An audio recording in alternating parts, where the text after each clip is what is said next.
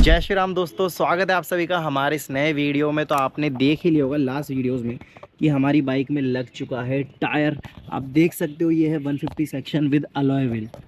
तो आज हम बात करने वाले हैं थोड़ी डिटेल्स में, क्योंकि जो लास्ट वीडियो हमने अपलोड किया था वो था इसके कन्वर्जन के ऊपर कि हमने कन्वर्जन कैसे किया। वो आप जाके चेक कर सकते हो, लिंक दे दूंगा मैं आई बटन पे।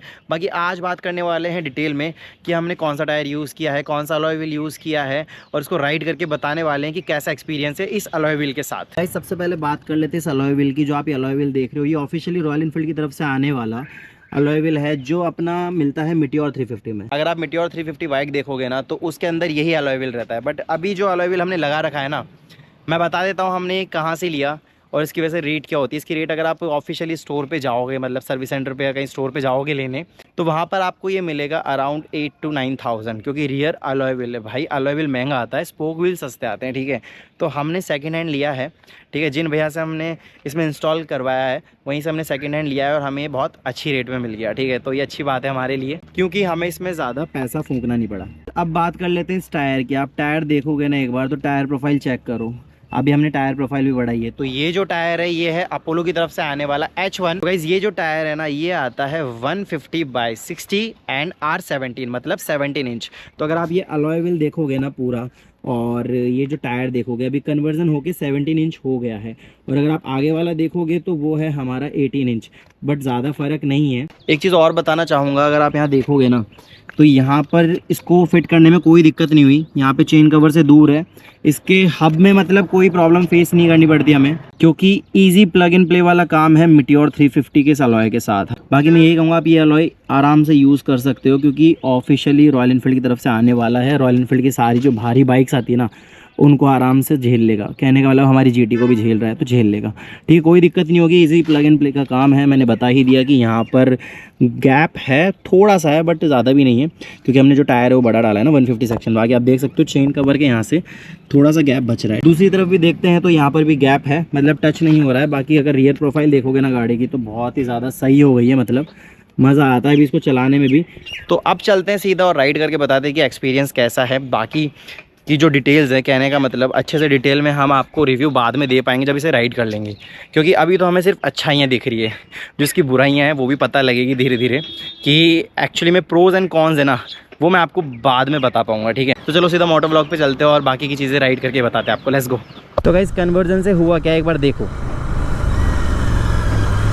अभी आप देख सकते हो मैं कितना लीन करके चल रहा हूँ। अब भाई उड़ते उड़ते ऐसे कबूतर आएंगे तो उनका तो मैं कुछ नहीं कर सकता मैंने तो आपको लीन करके दिखाया है, ठीक है। तो सबसे पहला पॉइंट हो गया कि टायर चेंज होने से ना, कन्वर्जन होने से ना, टायर प्रोफाइल भी मैंने बड़ी कर दी। तो उससे हो क्या रहा है कि कॉन्फिडेंस आ रहा है बाइक को चलाने में, ठीक है। अगर आप देखोगे ना तो मैं इसको आराम से घुमा पा रहा हूँ, लीन कर पा रहा हूँ, और बिल्कुल भी डर नहीं लग रहा है। बाकी पहले वाला जो टायर था ना उससे क्या कॉन्फिडेंस नहीं आता था। अभी बाइक जो है हमारी चिपक के चल रही है रोड पे। वॉबल भी अगर आप देखोगे ना तो बहुत ज़्यादा कम हो गया है, क्योंकि वॉबल का इशू तो मेरा जब आगे वाला टायर भी चेंज होगा ना तभी एकदम फिक्स हो पाएगा, क्योंकि मुझे पता है वो चीज़ तो इसके अंदर रहेगी। बाकी अभी ऐसा है कि टायर चेंज होने से हैंडलिंग का मैंने बता दिया है कि हैंडलिंग में हमें बहुत ज़्यादा ईजी है ऐसे कट निकालने में, ठीक है। मज़ा आ रहा है, ईजी टू हैंडल हो गया है जीटी, ओके। हल्का हो गया है हैंडल, कहने का मतलब। और अब बात करते हैं नेक्स्ट पॉइंट की।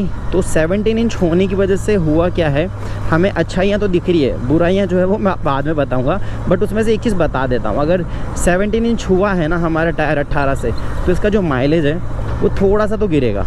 मतलब ज़्यादा फ़र्क भी नहीं आएगा ना, बट गिरेगा। एटलीस्ट 2 किलोमीटर तो गिरेगा, आई थिंक सो। इतना तो माइलेज इसका गिर सकता है। सपोज़ पहले ये अगर मान के चलता हूँ मैं 20 का अगर मुझे एवरेज निकाल के दे रही थी ना, तो अभी ये देगी मुझे 18 का ऐसे।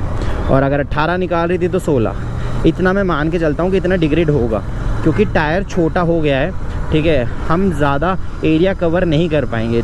इसका जो डायमीटर है उसके अकॉर्डिंग मैं बता रहा हूँ। तो अब जब बात हो रही है 17 इंच की, तो एक चेंज और हुआ है, वो अभी मैं आपको दिखाता हूँ। तो एक बार भैया निकल जाएं, अब देखो।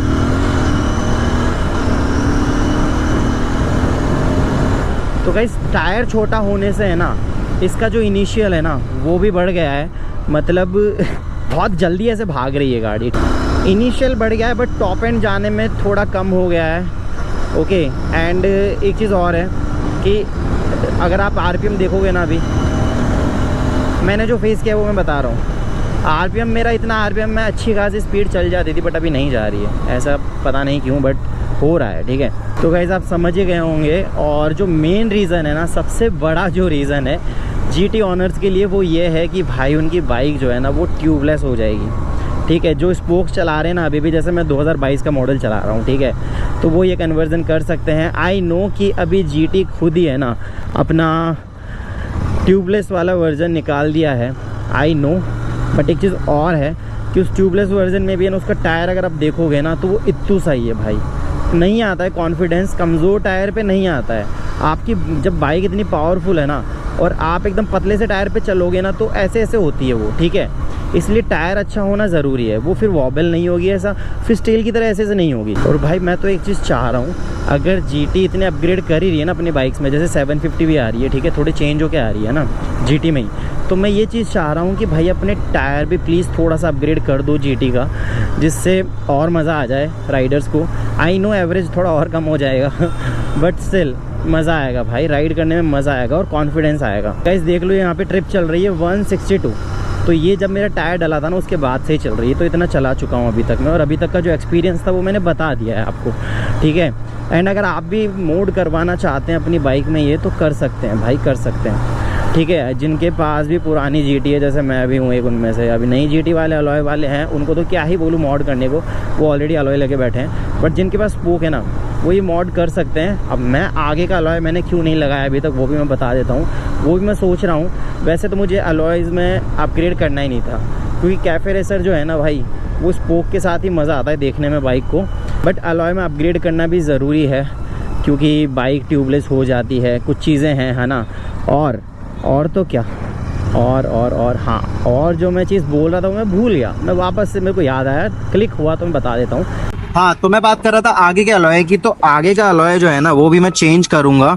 तो मैं पता है क्यों वेट कर रहा हूँ, क्योंकि अभी जो GT आने वाली है ना 750, तो उसमें हमें ड्यूअल डिस्क देखने को मिलेगा अलॉय व्हील्स में। ठीक है, तो मैं सोच रहा हूँ क्यों ना वो वाला अलॉय डाल के उसमें हम भी ड्यूअल डिस्क का सेटअप कर लें, तो इसलिए मैं वेट कर रहा हूँ अभी आगे के अलॉय के लिए। बाकी आज की वीडियो में इतना ही। आई होप आपको ये वीडियो पसंद आया होगा। अगर कुछ पूछना है तो कमेंट करके पूछ सकते हो, और मिलते हैं बहुत जल्दी एक नए वीडियो के साथ। अगर चैनल पे नए हो तो चैनल को सब्सक्राइब कर देना और इस वीडियो को लाइक ज़रूर से कर देना। बाय बाय, जय हिंद, जय भारत, बाय दोस्तों।